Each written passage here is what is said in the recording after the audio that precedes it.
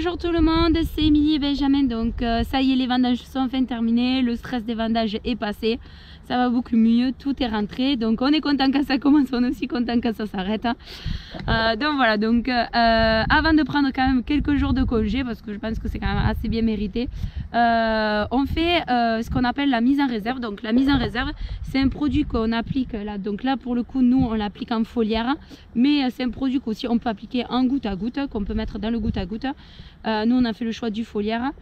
Donc cette mise en réserve, c'est pour aider au redémarrage pour la campagne prochaine, donc pour avril, mai de l'année prochaine, pour que la vigne redémarre bien.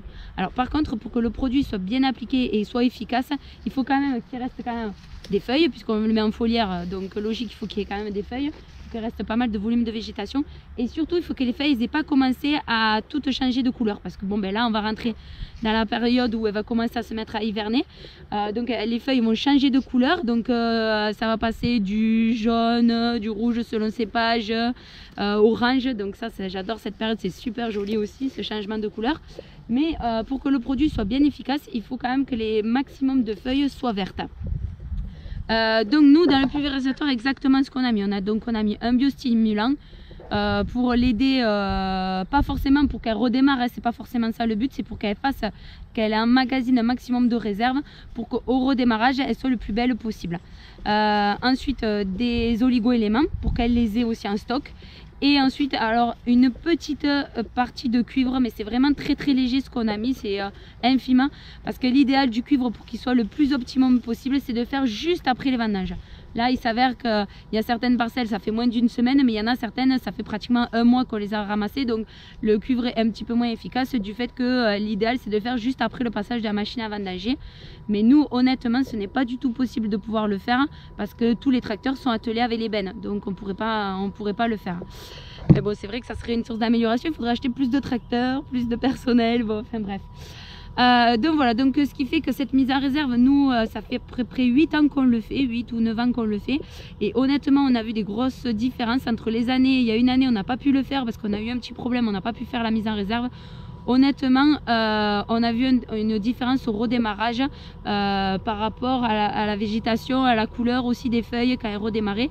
Donc oui, c'est vrai que la végétation, c'est aussi un effet climat, mais nous, par rapport à ce qu'on a constaté, c'est aussi un effet de la mise en réserve avant qu'elle se mette en hivernation. Donc voilà, bon, ben, vous allez aller faire un petit tour de tracteur avec Benjamin, faire la pulvérisation avec le Hardy, il va vous expliquer un petit peu les réglages qu'il a fait. Salut tout le monde. Donc voilà, là comme vous a expliqué Émilie, on est en train de faire la mise en réserve sur la vigne. Donc mise en réserve, pourquoi? Je pense qu'elle vous l'a assez expliqué. Moi je vais tout simplement vous expliquer mes réglages à moi du pulvé. Donc là on est avec le pulvé Hardy, le Saturn 2000 litres, en traitement face par face, donc 3 rangs pleins, on est d'accord, 3 rangs pleins de traité à chaque passage. Bien sûr on est planté en 2,50 m, comme on vous a déjà expliqué dans plusieurs vidéos. Moi à peu près avec ce pulvé j'arrive à réaliser, on va dire maximum, minimum 20 minutes à l'hectare. Des fois j'en mets un petit peu moins. Un traitement face par face c'est quand même très rapide. Moi j'aime beaucoup ce pulvé grâce à ça, c'est qu'au moins 20 minutes à l'hectare pour moi c'est du temps de gagner. Voilà, dans les réglages, pour en revenir aux réglages, pardon, on va arriver vraiment aux choses sérieuses. Dans les réglages, là je suis sur une mise en réserve, donc je me prends pas trop la tête pour la vitesse, donc je roule environ à 6 km/h. Alors en pleine pulvérisation, quand on est en traitement de la vigne réel, au moment où le raisin est toujours sur les souches et tout ça, je ralentis un petit peu, je roule à 5,5. Mais bon, en gros c'est 6 km/h. Voilà, là pour la mise en réserve c'est 6 km/h. Alors j'ai là au total 24 buses ATR marron, et je suis en pression, je suis à 3 bars et demi. Donc ça fait beaucoup vous allez dire, mais en même temps l'avantage d'avoir de la pression dans les buses, ça permet de ne pas les boucher. Parce qu'au début je tournais comme tout le monde me disait à peu près à 2 bars, 1 bar et demi, 2 bars de pression, à peu près 2 et quelques. J'arrivais à les boucher ces buses ATR. Malgré que ce pulvé, comme vous le savez, comme je vous ai déjà montré, il a quand même un turbo filler, un bac à l'extérieur de la cuve pour pouvoir mélanger les produits automatiquement avec une agitation rapide. Donc je pense que la bouillie qui rentre dans ce PV, elle est vraiment bien homogène. Donc on n'est pas sur quelque chose qui est mal mélangé. Vraiment, pour ça ce PV est top. Il remue comme il faut la bouillie. Voilà, voilà.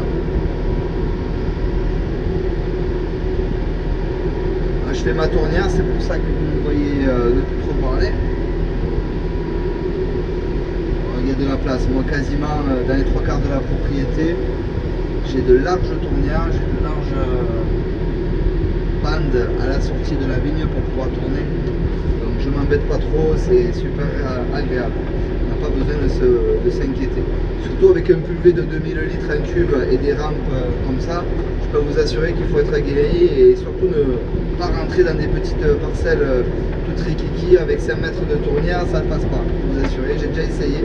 Alors ça passe, mais il faut que ça soit légèrement en pointe et il ne faut pas d'obstacle, pas d'arbre ni quoi que ce soit. Voilà.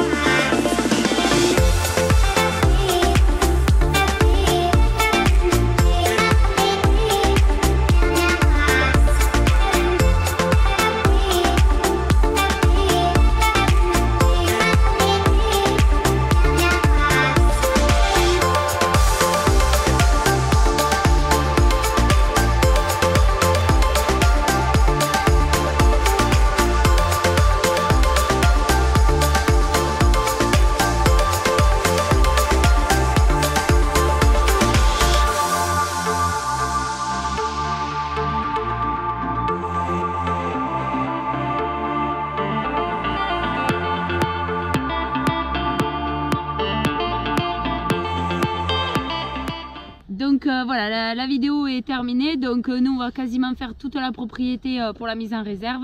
Bon, mais pour ceux qui n'ont pas fini de vendanger, bonne fin de vendage. Pour les autres, bonne continuation. Et puis j'espère que vous aurez aimé la vidéo. Et puis si vous avez des questions, n'hésitez pas à les mettre dans les commentaires. Et puis merci d'avoir regardé la vidéo. Allez, merci, à la prochaine.